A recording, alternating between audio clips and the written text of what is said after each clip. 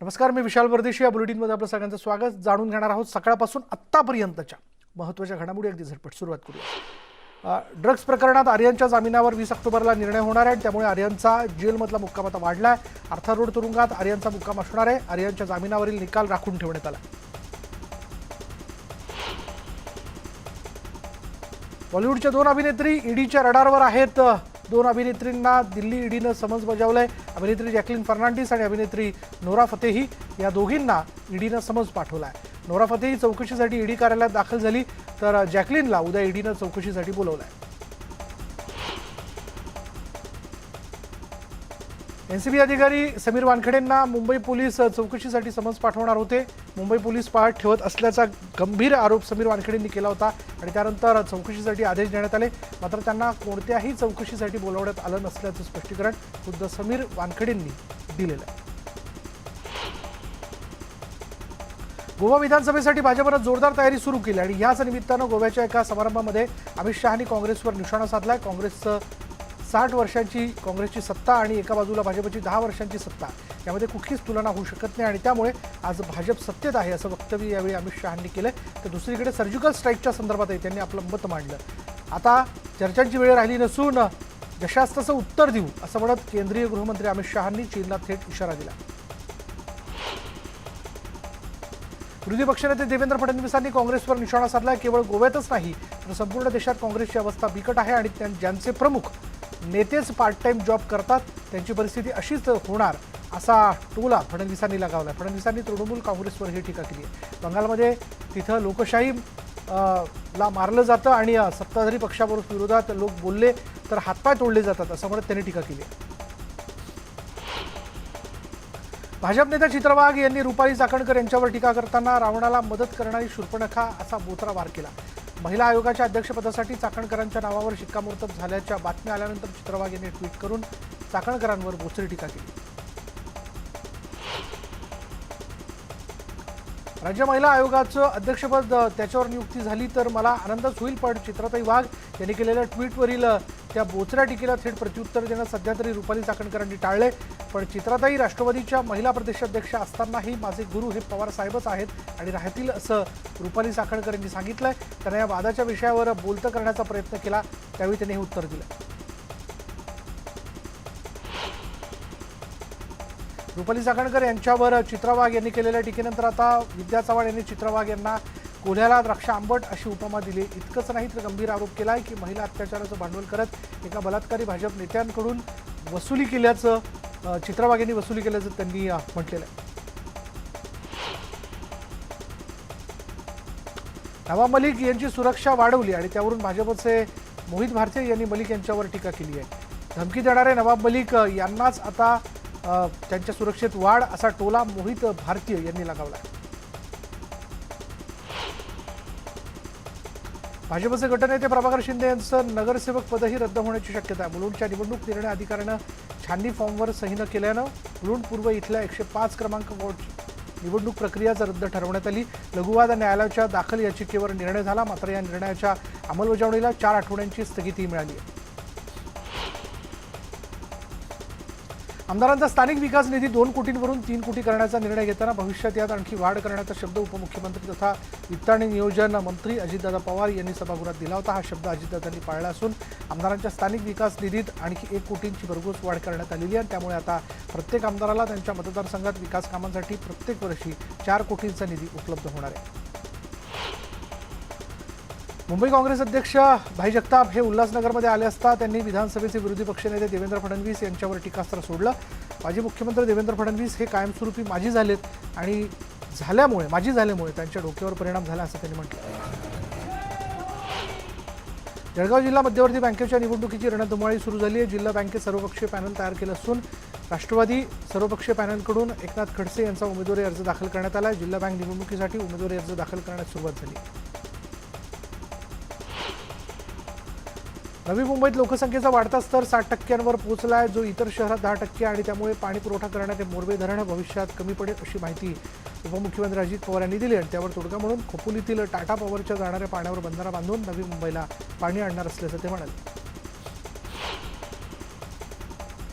मुंबई सत्र न्यायालयाची 15 ते 19 ऑक्टोबरपर्यंत सुट्टी असणार आहे आणि त्या दरम्यान उच्च न्यायालय आणि सत्र न्यायालय हे दोनही 5 दिवस बंद राहणार आहेत. विरार रेल्वे स्थानकाजवळ एका चोरट्याने तरुणाची हत्या केल्याची धक्कादायक घटना घडली. हर्षल वैद्य असं या घटनेत मयत झालेल्या तरुणाचं नाव आहे. रेल्वे स्थानकात तिकीट काढत असताना एक चोरटा त्याचं पाकिट हिसकावून पसार झाला. त्याला पकडण्यासाठी तरुणाने त्याचा पाठलाग केला, मात्र चोरट्याने तरुणावर धारदार चाकूने जीवघेणा हल्ला केला. या घटनेत तरुणाचा जागीच मृत्यू झाला, मात्र त्याने दाखवलेल्या धाडसामुळे चोरट्याला पकडण्यात यश आलं. विरार पोलिसांनी त्याविरोधात हत्येचा गुन्हा नोंद केला असून त्याला अटक केली. नवी मुंबईतील सोनार, ब्राह्मण, आगरी कोळ्यांची कुलदेवता असलेली गोवर्धनी मातेची जनमानसात ख्याती आणि श्री गोवर्धनी मातेचं मंदिर हे निसर्गाने मुक्त हस्ताने उधळण केलेल्या निसर्गरम्य टेकडीवर वसलेलं आहे. अशा या पुरातन पेशवेकालीन मंदिराचा जीर्णोद्धार बेलापूर विधानसभा क्षेत्राच्या आमदार मंदाताई म्हात्रे यांनी गेल्या 13 वर्षांपूर्वी केला असून सुंदर भव्य असं मंदिर दाक्षिणात्य पद्धतीने उभारलेले. राज्याचे विरोधी पक्षनेते देवेंद्र फडणवीस यांनी देखील नवरात्रीत गोवर्धनी मातेचं दर्शन घेतलं. एवढंच नव्हे, पुन्हा मुख्यमंत्री झाल्यानंतर सपत्नीक दर्शनाला येणार असल्याचं साकडंही फडणवीस यांनी देवीला घातलं. राष्ट्रसंत भगवान बाबा यांचं जन्मस्थान असलेल्या पाटोदा तालुक्यातील सावरगाव घाट इथल्या भगवान भक्तीगडावर दसरा मेळाव्याची तयारी सुरू आहे. पोलिसांनी या मेळाव्याला कोरोना नियमांची अट घालून परवानगी दिली आहे. लोकनेते स्वर्गीय गोपीनाथराव मुंडे यांनी दसरा मेळाव्याची परंपरा सुरू केली होती आणि ती परंपरा पुढे भाजपच्या राष्ट्रीय सचिव पंकजा मुंडेंनी कायम ठेवली. त्यामुळे पंकजा मुंडे या दसरा मेळाव्यात काय बोलणार याकडे राज्याचं लक्ष लागले. दरम्यान पंकजा मुंडेने मी मेळाव्याला येणार आहे, आपणही या असं आवाहन केलं. शिवतीर्थावरील दसरा मेळावा कोरोनामुळे छोट्या सभागृहात घ्यावा लागतोय. षण्मुखानंदमध्ये 26,600ची क्षमता आहे आणि त्यांच्या 50% शिवसैनिक उपस्थित राहतील अशी माहिती शिवसेना खासदार अनिल देसाईंनी दिली. ठाण्यापर्यंतच्या शिवसेना लोकप्रतिनिधी पदाधिकाऱ्यांना बोलवण्यात आले. मुख्यमंत्री उद्धव ठाकरे 7:30 ते 8च्या सुमारास बोलतील. येत्या काळात महापालिका, जिल्हा परिषदांच्या निवडणुका तसंच राजकीय घडामोडी होत आहेत, यावर उद्धव ठाकरे बोलतील. तसंच राज्य सरकारने केलेल्या कामांचा आढावाही ते घेतील. शिवसेनेचा दसरा मेळावा यंदा शिवाजी पार्कमध्ये न होता तो षण्मुखानंद हॉलमध्ये पार पडणार आहे आणि या मेळाव्यासाठी 50% उपस्थिती असणार आहे. या मेळाव्याकरता शिवसेनेचे नेते, उपनेते, मंत्री, आमदार, महापौर आणि नगरसेवक उपस्थित राहणार असल्याची माहिती संजय राऊत यांनी दिली. कोरोनाच्या प्रादुर्भावामुळे गेले 18 महिने सतत मंदिरं बंद होती. गेल्या 7 तारखेपासून शासनाने मंदिरं खुली केली आहेत आणि त्यामुळे यावर्षीचा दसरा सण नागरिक मोठ्या आनंदाने साजरा करतात. झेंडूच्या फुलांनी भुसावळ बाजारपेठ सजली आहे. 40 ते 50 रुपये दराने झेंडूच्या फुलांची विक्री केली जाते. 2 वर्षांपासून झेंडूच्या फुलांची मागणी कमी होती. सर्वत्र मंदिरं बंद असल्यामुळे दसरा सणाला उत्साह नव्हता, मात्र झेंडूच्या फुलांना चांगला दर मिळत असल्याने शेतकरी सुखावले. फुलांना विशेष मागणी असणारा दसरा सण काही तासांवरती येऊन ठेपला असताना झेंडू आणि शेवंतीच्या फुलांची मागणी वाढू लागली आहे. मात्र राज्याच्या विविध भागात झालेल्या पावसामुळे झेंडूची फुलं भिजल्याने नुकसान झाले. परिणामी आवक संतुलित राहण्याचा अंदाज व्यापारी व्यक्त करत आहेत. झेंडूला प्रति किलोला 80 ते 100 आणि शेवंतीला 30 ते 60 रुपये दर मिळाल्याने शेतकऱ्यांचं मोठ्या प्रमाणात नुकसान झालं. पंढरपूरच्या श्री विठ्ठल रुक्मिणी मंदिरात नवरात्र उत्सव साजरा होत असतो आणि सायंकाळच्या पोशाखानंतर देवाला मौल्यवान दागिन्यांचा साज घालतात. अनेक वर्षांची परंपरा आहे. आज संध्याकाळच्या पोशाखावेळी विठोबाला मोरपंखी अंगी आणि गुलाबी वस्त्र परिधान करण्यात आले, तर रुक्मिणी मातेला गुलाबी पैठणी परिधान करण्यात आली.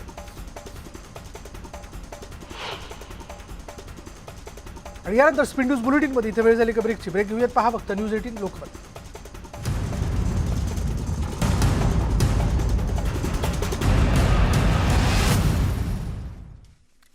ब्रेकनंतर बघूयात इतरही घडामोडी. येवल्यात कोरोनाने पुन्हा डोकं वरती काढलं आणि त्यामुळे जिल्ह्याचे पालकमंत्री छगन भुजबळ यांची चिंता वाढली असून त्यांनी कोरोना आटोक्यात आणण्यासाठी कडक उपाययोजना करण्याचा आदेश दिला आहे. मात्र शासनासोबत पालकमंत्र्यांचा आदेश धुडकावून नगर परिषदेच्या महिला अधिकारी संगीता नांदुरकर यांनी गरबा कार्यक्रमात जाऊन विना मास्क दांडिया खेळला. विशेष म्हणजे या कार्यक्रमात मोठ्या प्रमाणात गर्दी झाली होती. नागरिकांना नियम पाळण्यासाठी सक्ती करणाऱ्या संगीता नांदुरकर यांच्यावर पालकमंत्री काय कारवाई करतात, काय आदेश देतात याकडे सगळ्यांचं लक्ष लागलं. महिला सुरक्षेसाठी मार्गदर्शक नियमावली तयार करण्याचं गृहमंत्री दिलीप वळसे पाटील यांनी निर्देश देऊ केलेले आहेत. विविध संघटित आणि असंघटित क्षेत्रात मोठ्या प्रमाणावर महिला नोकरी करतात. या सर्व महिलांची सुरक्षा हा राज्य शासनाच्या दृष्टीने प्राधान्याचा विषय असून गृह विभागाने सर्वसमावेशक मार्गदर्शक नियमावली तात्काळ तयार करून जाहीर करण्याचे निर्देश गृहमंत्री दिलीप वळसे पाटील यांनी दिले. खासदार उदयनराजे भोसले यांनी केलेल्या आरोपावर आमदार शिवेंद्रराजे यांनी जोरदार प्रत्युत्तर दिले. उदयनराजेंना पेट्रोल परवडत नाही. त्यांच्या ताफ्यात आलेली 70 ते 80 लाखाची गाडी कशावर चालणार? उदयनराजेंनी विकास कामांच्या उद्घाटनासाठी लोळत जावं आणि कसंही जावं, मात्र नगरपालिकेला लोळवण्याचा प्रयत्न करू नये अशा शब्दात शिवेंद्रराजेंनी उदयनराजेंवर निशाणा साधला. ओल्या दुष्काळामुळे आता शेतकरी संकटात सापडलाय. सरकारने शेतकऱ्यांना अजूनही मदत दिलेली नाही. दिवाळीपूर्वी जर शेतकऱ्यांच्या खात्यात मदत जमा झाली नाही आणि शेतकऱ्यांची दिवाळी अंधारात गेली तर सर्व शेतकऱ्यांसह मातोश्रीवर जाऊन मुख्यमंत्री उद्धव ठाकरे यांची दिवाळीसुद्धा अंधारात घालवू असा इशारा बडनेरा मतदारसंघाचे आमदार रवी राणा यांनी दिलेला आहे. मुख्यमंत्र्यांनी आणि राज्याच्या पोलीस महासंचालकांनी किती पोलीस बंदोबस्त केला तरी शेतकरी मातोश्रीवर पोहोचतील असा विश्वास देखील यावेळी रवी राणा यांनी व्यक्त केला. जिल्हाधिकारी कार्यालयासमोर कामगारांनी आज चंद्रपूरमध्ये मुंडन आंदोलन केलं. चंद्रपूर अतिरिक्त MIDC मधील Gopani iron and power company यामधील 500 कामगारांनी हे आंदोलन केलं. 1.5 महिना आधी 500 कामगारांना अचानक कामावरून काढून टाकल्याने त्यांच्यात रोष आहे. 500 स्थानिक कामगारांना पुन्हा एकदा कामावर घेत वेतन थकबाकी द्यावी अशी कामगारांची मागणी आहे. अतिवृष्टीमुळे खरीप हंगामातील नुकसान झालेल्या पिकांचं सरसकट त्याचे पंचनामे करून शेतकऱ्यांना तातडीने नुकसान भरपाई द्यावी या मागणीकरता भाजपने जिल्हाधिकारी कार्यालयासमोर लाक्षणिक उपोषण केलं. 1.5 महिना उलटूनही शेतकऱ्यांना मदत मिळाली नाही हे दुर्दैवी असल्याचं आमदार मोनिका राजळे म्हणाल्यात. लवकरात लवकर मदत मिळाली नाही तर तीव्र आंदोलन छेडण्याचा इशारा मोनिका राजळे यांनी दिला.